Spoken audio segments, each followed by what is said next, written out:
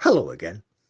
The Practical Animal channel is dedicated to the public understanding of the animal industry, aiming to give students and career breakers tips that may just give you the edge you need to land that dream animal job. My name is John Beaumont.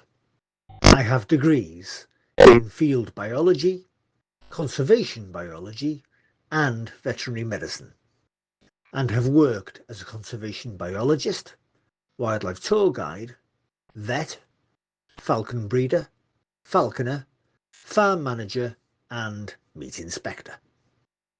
To meet today's guest, we go to Yale University in the United States. Dr. Eduardo Fernandez Duque is an academic primatologist, field biologist, and international expert on owl monkeys.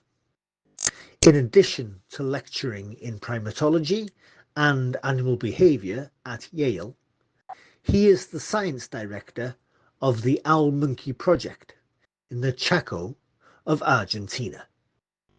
Working with owl monkeys and living the wild life looks like this.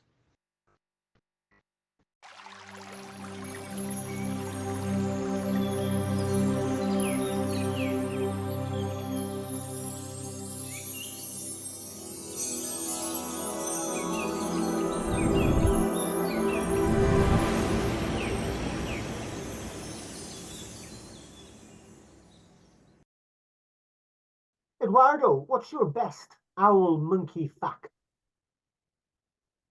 That we were able to see them completely stop moving around on a night of a full moon because we had not one but 3 eclipses over the course of 3 nights. So nature shut down a full moon for us, and that was as robust evidence as you can get that owl monkeys depend on moonlight to move around a lot at night. It was not planned, it was not organized by us, but that was a fact about owl monkey biology, that they are very much influenced by moonlight, that I love it, because it was absolutely unplanned. And it's so remarkable and so unequivocal. You have an eclipse, like we just had in the US a few days ago, boom, the monkeys who were moving like crazy right before stop moving. Why are owl monkeys important? I do believe that one of the reasons that most of us have got started studying biology is because we love animals. And I think there's nothing wrong in saying that. So they are important because they can elicit very powerful emotions in some of us when we are out in the forest, when we're watching them. So that's one reason for which they may be important for people. They have helped us understand certain diseases. They have helped us, for example, improve aspects of eye health. People have done research with owl monkeys understanding the functioning of the eye. People have done research with owl monkeys trying to develop a vaccine for malaria. For some other people, they may be important for that. They may be important because they're an important part of the ecosystem. And when they eat fruits, they're helping disperse seeds across the landscape, which makes those forests to be more likely to survive over long times.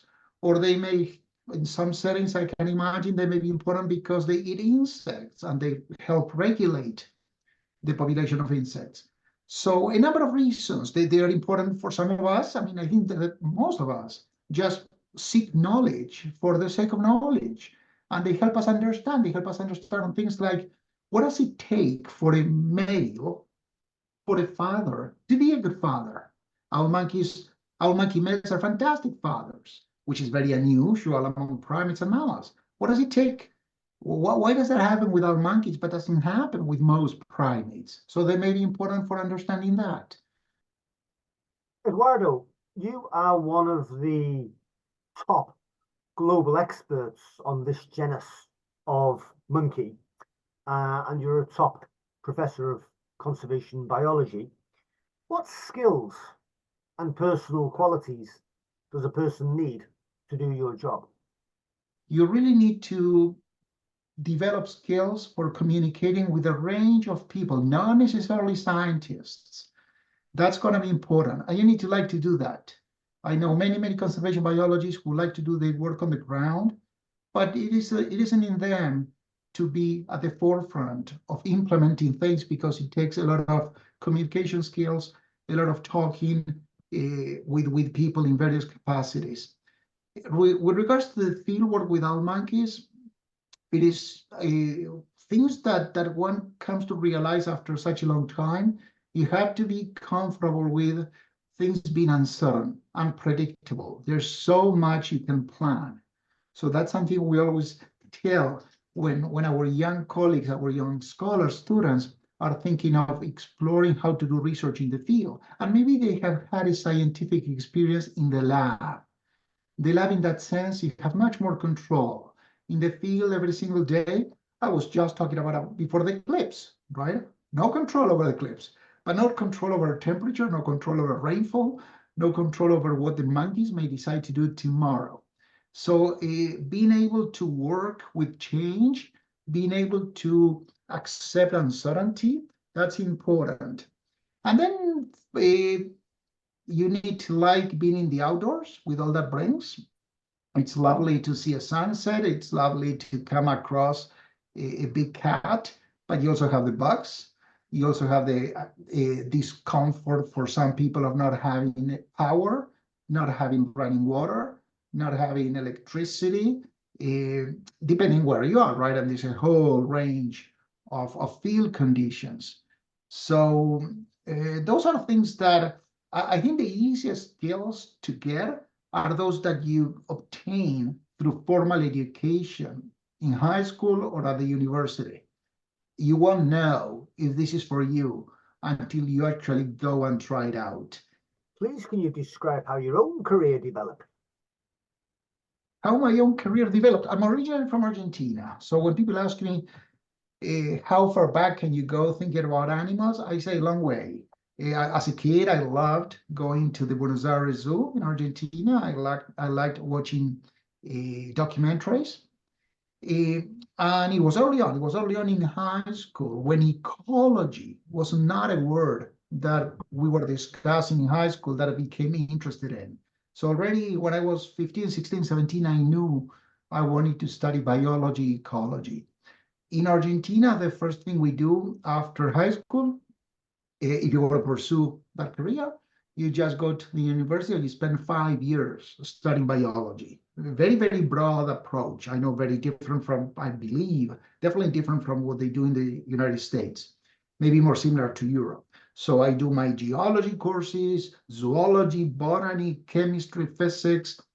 And after that, I decided that I wanted to have an experience abroad. I went out of Argentina, went to the United States, where I did a PhD, another 5 years, now focused on animal behavior, 5 years of trying to understand how we go about studying the behavior of animals. I went back to Argentina after I got my PhD, and I studied the Owl Monkey Project of Argentina. And so I liked it. I was very interested in just developing my own project, which has grown much. And it was rough for a long time. I was just, today in the morning, I was going back to some data from 25 years ago, and that took me to read my journal from the very, I swear this happened today in the morning. So I'm reading my journal from the first day of the first field season, April 12th, 1997. And it was rough. I had no funding. I came across messages to my wife talking about how maybe what I should be doing is teaching some swimming lessons, because we were back in Argentina with 2 kids. We had no position, we had no funding. So she was teaching English, I was teaching swimming, and that's how we make it work for some time. So it took us really, I want to say, almost 10 years to consolidate a situation that allowed us to feel, okay, this is it. We're happy with the living we can make out of this profession. But I don't regret it. It was good. So it went slowly. Yeah. Eduardo, I'm sure people watching this are as fascinated as I am about what you've just talked about, can you give me a sense of how did you begin the Owl Monkey project in the Grand Yes, yes, and again, because I know your channel and I know that you're trying to help our young future, I mean, the future is in your hands, our young future biologists learn that there is no plan for 30 years. At least I didn't have one. And so I went to Argentina, like I was saying. We went to Argentina with a very small grant. I had a small grant from the Leakey Foundation, the Foundation for the Study of Human Evolution in the US. And I was saying, listen, if you give me this little money, and it was really little money, it was $4,000 just to go down to Argentina with my 2 kids, my wife, and family. I want to go find out if I'm going to study owl monkeys in Argentina or Titi monkeys in Paraguay. Paraguay is north of Argentina. And the reason that I didn't know which one, and the reason that I wanted to go check both, is because I had been studying Titi monkeys. Titi monkeys is another species of primate about the same size of owl monkeys, but what makes them very, very similar is they're both pair living, they are both monogamous, they both have paternal care. So I had my eyes put on Titi monkeys because I had studied them for my PhD. But Titi monkeys were in Paraguay, owl monkeys were in Argentina. I went to Argentina first, being a citizen of the country. And when I stopped by the province of Formosa and I started talking to people, they said, no, we're not going to go to Paraguay. And it so happened that I checked first the ranch where I'm still working, and then I never went to check the Titi monkeys. I want to say now that in Paraguay and Argentina, owl monkeys are not strictly nocturnal. So if any of our young listeners are interested in owl monkeys, if they ever want to come study with us, they need to remember that it is so much easier than studying them at night. In Argentina, we study them at day primarily, even when they are nocturnal. We can do that, and that takes us into some more specifics of their biology. But we're not doing all we're doing working at night. It's primarily at dawn, at dusk, and during the day. So that's how I ended up with owl monkeys, because I wanted to study monkeys where the male and the female are very, very similar, where the male is fantastic dad, and when they live in these small groups, in these pairs where you just have one male, one female, they are hanging out together, they are mating with each other, and they're reproducing with each other. That's why we call them pair living and monogamous. And because they were in Argentina. So Argentina is not Brazil, right? We only have I had 4 or 5 primate species to choose from. It isn't like Brazil or Peru. So by range, the primate menu was rather limited in Argentina. So I knew it had to be owl monkeys or Titi monkeys in Paraguay. That was brilliant. Absolutely inspiring. I love that. Eduardo, which people or meetings or books have most influenced your thinking? Alan Dixon, who studied owl monkeys, captive owl monkeys in London. The work of Pat Wright, who had studied owl monkeys in Peru for a short time. So that was very inspirational. Sean Evans, it's a colleague and friend. She has done amazing, silent, low-profile work with owl monkeys in Florida, the US, in a colony of owl monkeys. But her work from the go was extremely inspirational. The work that influenced the questions that I wanted to explore was work by John Bowley, who had studied attachment. What is it that makes a male and a female, or a mom and a child, become emotionally connected? These days, the reading that always motivates me and keeps me going is readings that help me see the fun and the value of looking at the world through the lens of science, which is very, very different from looking at the lens from other lenses, which you can also do for other purposes. If I want to just mention some literature from Argentina, writing that has influenced much was by Ernesto Sabato, S-A-B like in boy, A-T-O, one of the most famous writers in Argentina. He thought he was going to do nuclear physics. He went to France That must have been probably in the 50s or 60s to study nuclear physics. And then he quitted science and he became one of our most, probably, I mean, with Borges and a couple more, one of the most famous writers in Argentina. What jobs are there with owl monkeys? If you like animals, if you're a fan of the practical animal channel, if you're watching documentaries, you're going to have jobs at places like zoos or aquariums, where some of us believe they serve an extremely important function in getting people connected to animals.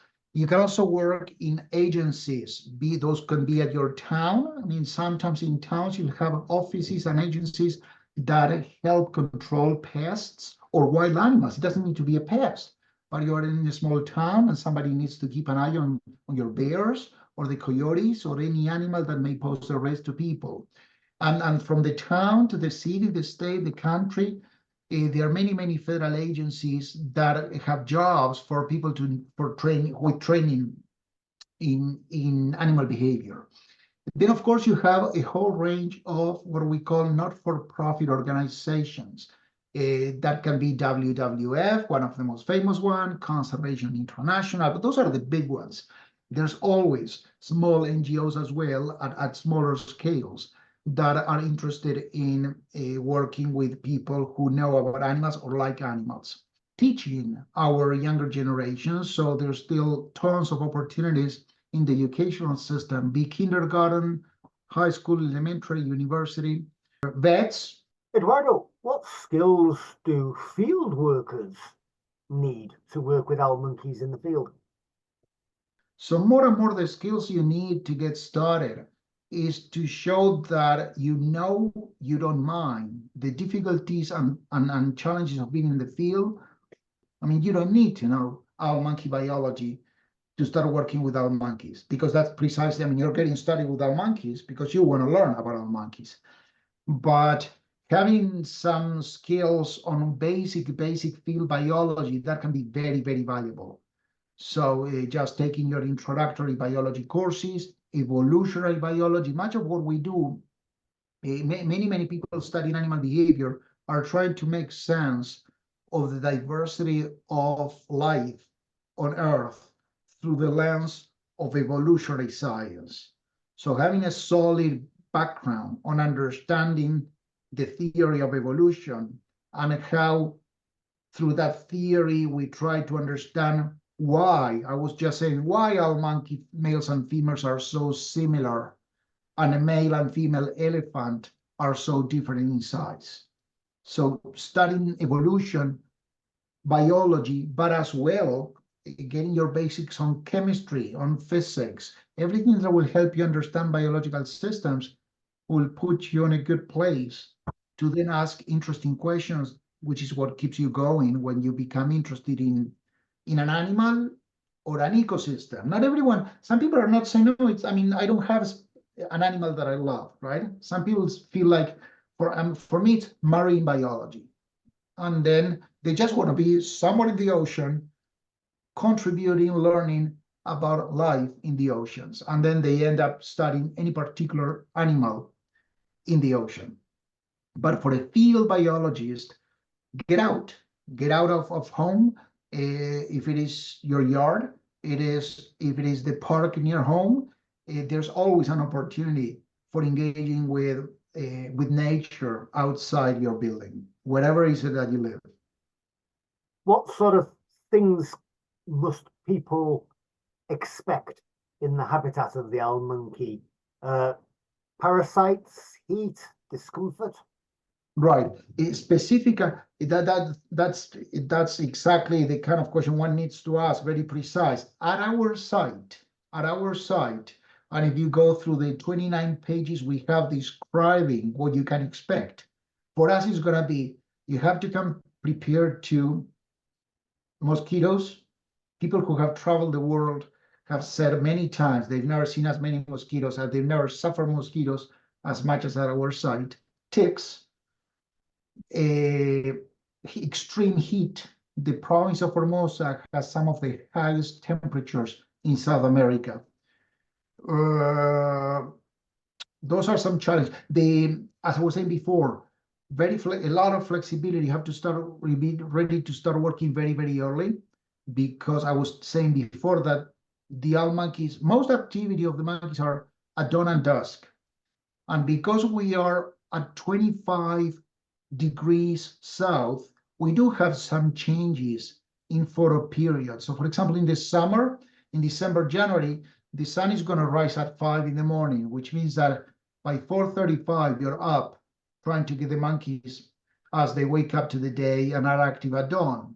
And those are very long days because the sun is going to set like 8:30 p.m. So those are long days. In the winter, maybe you're waking up at 6 or 6:30 in the morning and finishing earlier. 12 hours in the heat, in the cold, humidity, mosquitoes, ticks. But then there's always the payoff that you go back to camp. For some of us, go back to camp with your peers, with your colleagues, sit by the fire, wrap up the day, tell stories, drink Argentinian mate. For those of you, this is central to our culture in the field. So we drink Argentinian mate at the end of the day, at the beginning of the day, anytime during the day. But you need to be prepared for ups and downs. Sometimes they work. I mean, you're not going for a 1-hour Animal Planet documentary being watched in the comfort of your living room. Brilliant.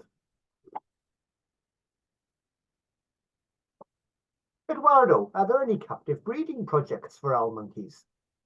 Yes, there are several countries that hold captive colonies of owl monkeys for reasons that I mentioned earlier. Owl monkeys over the years became a valuable animal system to explore the biology of the eye, of the visual system, because of their big orbits and big eyes. So they have been used for that research.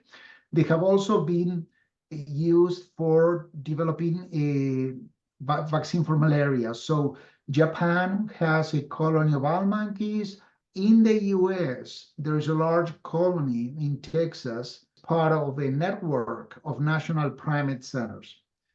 There's also a colony of owl monkeys that I was mentioning before at the Dumont Conservancy for the Conservation of Tropical Forests in Florida, Miami, which is a fantastic, wonderful, family-owned facility committed to providing to the animals the best possible care, committed to the education of kids and young people. And that's where I mentioned before, my colleague Sean Evans has done work, and now she's retired, but for over close to 40 years, she did work with owl monkeys in captivity.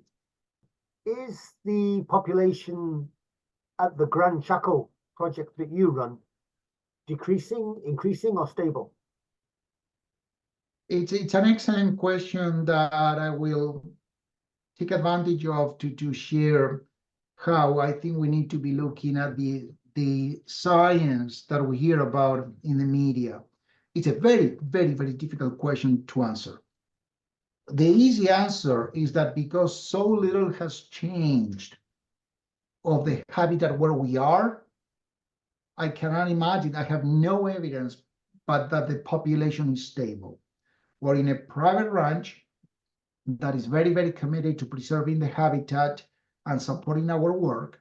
This is a ranch where they breed cattle. So all in all, of the many activities where humans may modify the environment, they're not, cattle farming doesn't interfere much with the forests.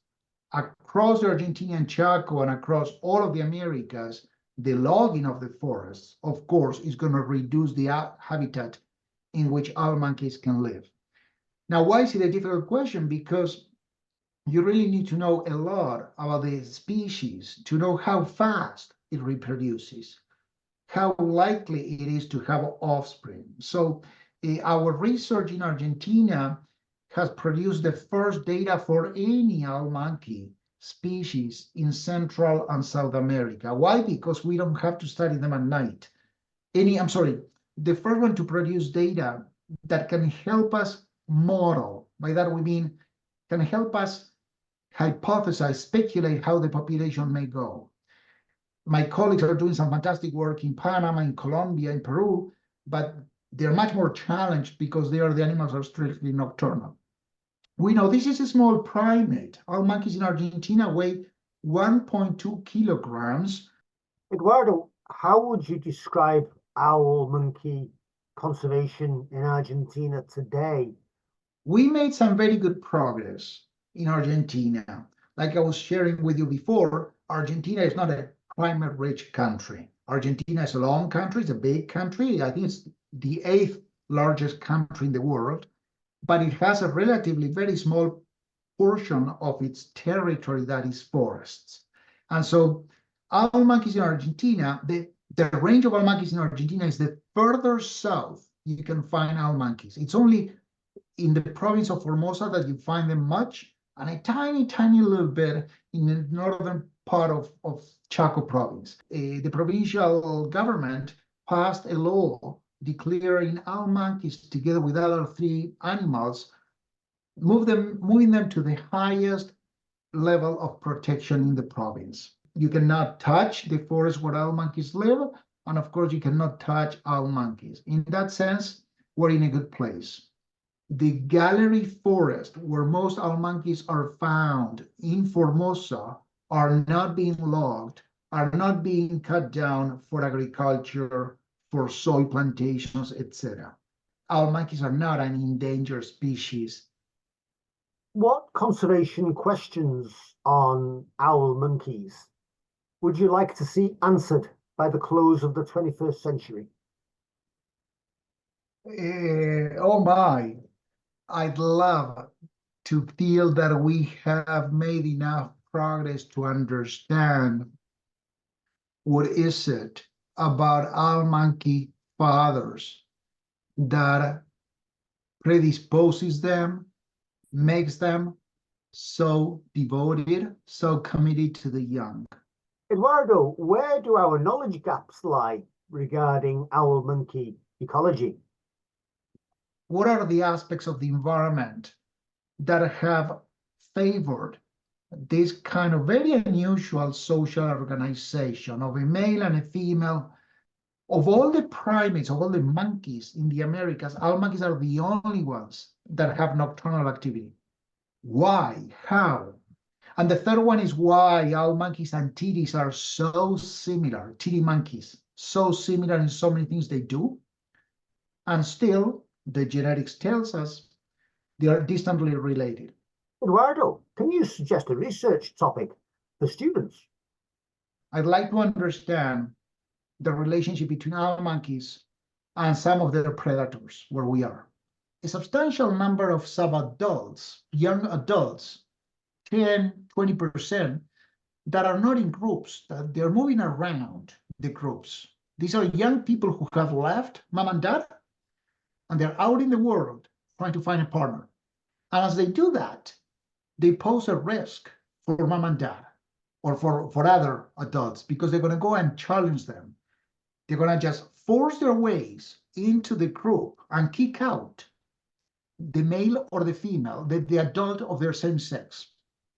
These animals are difficult to find and are difficult to follow, but we know they play an extremely important role in the functioning of owl monkey groups. We still don't understand how many there are. How are they deciding when to challenge and when not? What makes them successful in those challenges? That'd be amazing to keep learning more about it. Eduardo, for somebody wanting to be an intern on the Gran Chaco Owl Monkey Project or similar projects, what are good questions they can ask at interview? We want to hear from students, from potential interns that really want to know about the logistics, that really want to know about team functioning, lifestyle. They should be asking questions that they cannot really find answers on the web. We want to see that they've already done some research themselves on what's available on the web, right? If the questions are out there, if we have a whole website with our monkeys, don't ask me what I already posted. Am I going to have free time Are they going to be involved in all aspects of the project? I think you were asking me before, what are the skills they need? It's also about what are the skills they will get. What will I learn? I mean, walk me through a typical day, walk me through a typical week. Will the free time be on the weekends or the weekdays? Eduardo, what should young scholars attending either an online or in-person interview for an internship wear for that interview? You have people who will say, be yourself. And you have people who will say, think about your audience, go neutral. I'm not asking you that you dress up like someone you are not, right? You're already doing that in so many contexts where you choose your clothing to fit. Very few people don't pay any attention to that at all. So if you do pay attention to how well you fit, do it as well in the interview. I mean, that's the beauty in biology. Nobody's wearing ties. Eduardo, what advice can you offer somebody who wants to work with our monkeys, either as a field worker or in a captive collection? Very, very different worlds. I'm assuming I'm speaking to young scholars. Any chance you have to travel the world, I say take it. Leave the phone behind. That I don't allow phones in camp. I bet you get some protests about that, don't you, Eduardo? Eduardo, is there anything you'd like to add? Seek opportunities. They're going to come up. Don't give up. Be creative in how you try to establish those early connections. Be creative in reaching out to people. Really do some homework. Do some reading. Prepare yourself for connecting with that person that you're interested in. Because we're all as busy as you are. So don't expect others to be doing the work that you could have done. I would like to see more people travel and go to places and meet other cultures, other languages, other foods, and other animals. It's a life-changing experience, no doubts. Eduardo, you are the scientific director of the Owl Monkey Project and also a professor of anthropology at Yale University, USA. Thank you very much for being on the Practical Animal Channel, Dr. Eduardo Fernandez Duque. Thank you. My pleasure.